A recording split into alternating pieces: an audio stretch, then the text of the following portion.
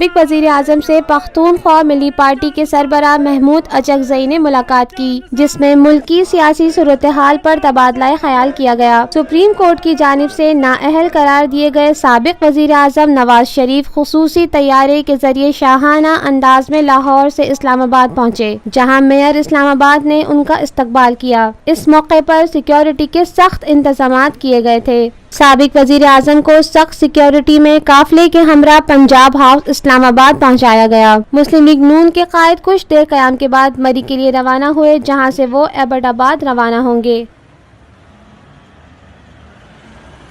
Lotus Lake Towers, a groundbreaking endeavor by Lotus Properties.